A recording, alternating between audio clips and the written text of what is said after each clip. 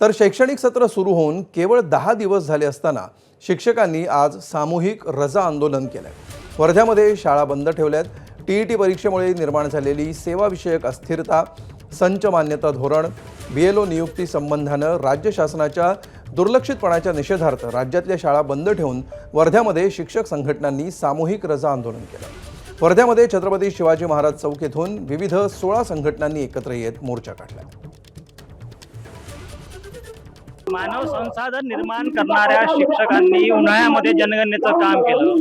शाळा सुरू होते की नाही तर सर्व शिक्षक जे बीएलओ नियुक्त आहे त्यांच्यावरती ते बीएलओचे फॉर्म आणून माथी मारले आणि शिक्षकांना बीएलओच्या कामात गुंतलं आणि तिकडे विद्याशाळेमध्ये आहे। अशा अवस्थेमध्ये मराठी माध्यमांच्या शासकीय शाळा टिकेल काय आणि या शाळा टिकू नये अशा प्रकारची कृती या शासन स्तरावर सुरू असल्यामुळं आणि त्यातच शिक्षकांच्या मानगोटीवर टीईटीची परीक्षा आणून बसवल्यामुळं हे शिक्षण क्षेत्र पूर्ण कोलॅप्स होण्याच्या मार्गावरती आहे।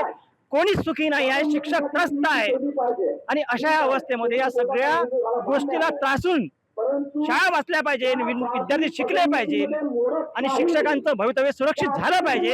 याच्याकरता हा राज्यातील सर्व प्राथमिक, माध्यमिक, उच्च माध्यमिक शाळेतील शिक्षकांचा हाचा मोर्चा आहे। शासनाकडे चर्चेला सुद्धा सध्या वेळ नाही आहे।